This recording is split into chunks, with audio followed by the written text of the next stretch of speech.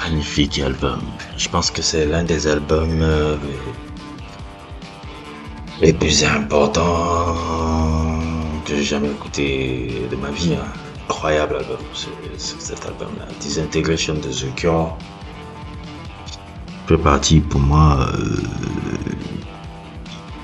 du grand album de tous les temps, hein, tout style confondu, hein.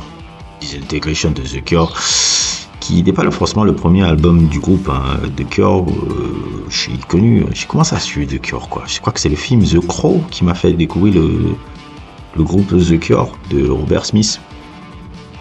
Et je pourrais dire un peu, est-ce que je dirais que c'est eux qui ont amené la musique gothique, qui est l'imagerie gothique. Non, il y avait déjà Success and the Bennies, il y avait déjà Bauhaus, le groupe de Peter Murphy, qui avait déjà cette esthétique-là. Il y avait déjà plusieurs groupes là, mais The Cure, Disintegration de The Cure, là, bon, je pourrais parler de beaucoup d'albums, mais cet album-là est vraiment l'album qui définit même toute la musique, quoi. C'est-à-dire que c'est vraiment l'album, c'est pour moi le plus bel album je dirais pas gothique, mais de ce genre. Tu vois, les gens aiment souvent parler de Success and the Bennies, les gens aiment souvent parler de Bauhaus, mais pour moi, Disintegration, là, il y a quelque chose en même temps de noir, de sombre, mais avec un pop appeal. C'est comme un peu la chanson que vous écoutez, la Disintegration à fond, là. Et pour moi, un peu, qui suis un peu un homme noir particulier, qui a toujours été truc, je dois avouer que cet album-là m'a beaucoup aidé dans des moments un peu moins joyeux de mon existence et tout. Et s'il m'arrive quelque chose demain, même moi qui pense que bon, je n'arriverai pas sûrement à finir l'année 2024 vivant. Je sais pas, c'est l'année prochaine, je me dis que c'est peut-être ma dernière année, peut-être c'est ma vision un peu. Je pense pas que 2024 ça va être ma dernière année, hein, je pense. Mais je voudrais quand même que les gens découvrent cet album là qui était magnifique. Disintegration est vraiment un album magnifique. C'est vraiment un album qui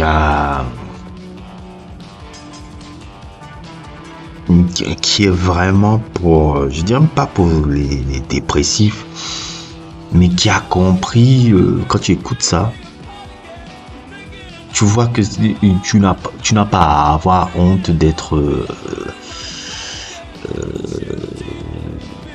ressentir ce genre d'émotion là, l'émotion sur la dépression, l'émotion de la décrépitude. Je dirais un peu pour même les gens de la culture urbaine, il a un peu ce que Man on Moon End of Day a été pour vous, pour cette génération là. Pour moi, bon, Man on Moon End of Day, ça a été Disintegration. Même si, tu vois, ça a été fait par un caucasien blanc gothique comme ça.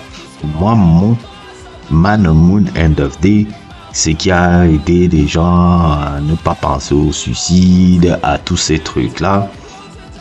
Ça a été Disintegration pour moi. Disintegration, c'est que qui tu dis vous a fait avec Man on Moon End of Day, moi c'est Disintegration que ça a été. Et Robert Smith, pour moi, est une légende absolue aussi de la musique anglaise même. Un personnage complètement iconique, qui jusqu'à aujourd'hui tient toujours sa coupe bizarre et tout. Et c'est vraiment, si tu es fan de musique gothique, mais pas la musique gothique comme vous le pensez, parce que eux, ils l'ont rendu vraiment, ils ont rendu un aspect pop, ils ont rendu un peu la musique un peu plus pop,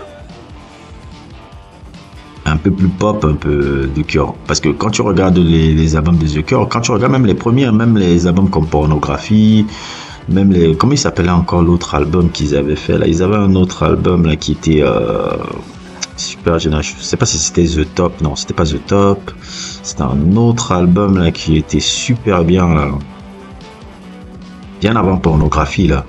Je crois que c'est l'album, même quand tu écoutes Fate, qui était un peu plus post-punk, c'est des, il y a toujours un pop à pile dans le truc qui fait que c'est pour ça qu'ils ont eu un peu un gros succès même mainstream comme ça. Moi, The Cure, Disintegration, c'est un album que je conseille à tout le monde. Pour ceux qui sont un peu curieux de cette musique là, je sais que bon, aux frères africains, nous on n'aime pas forcément pas mais si vous êtes fan vraiment de musique gothique, post-punk avec un pop à pile, et si vous sentez un peu, vous n'avez pas forcément la banane, je pense que cet album-là peut vous faire du bien et ma foi, j'ai toujours beaucoup d'émotions quand je regarde, j'écoute même juste même la chanson de Disintegration, à quel point ça a énormément d'impact dans mon existence parce que, comme je le dis, hein, avoir un esprit punk, hein, c'est pas faire s'habiller avec mettre les tatouages, mettre comment on appelle ça, les Iroquois sur la tête, ou porter des jeans noirs et en faisant le signe evil bidon là.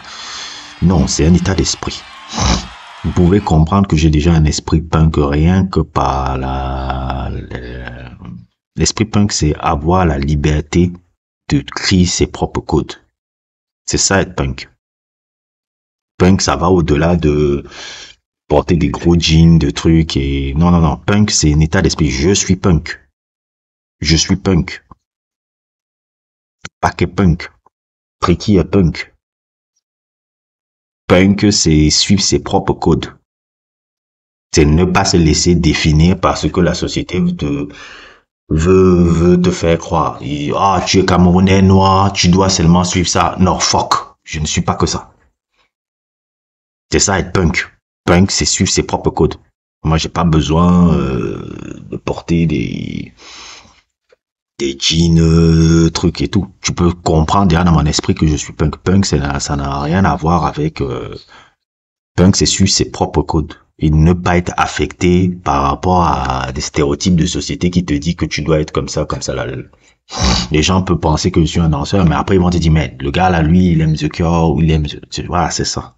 C'est ça être punk. C'est suivre ses propres codes. Les gens sont souvent trop dans l'esthétique, plus que dans l'essence et l'état d'esprit. Donc, c'est un peu ça, quoi. N'hésitez pas à liker, n'hésitez pas à vous abonner et à plus pour d'autres aventures.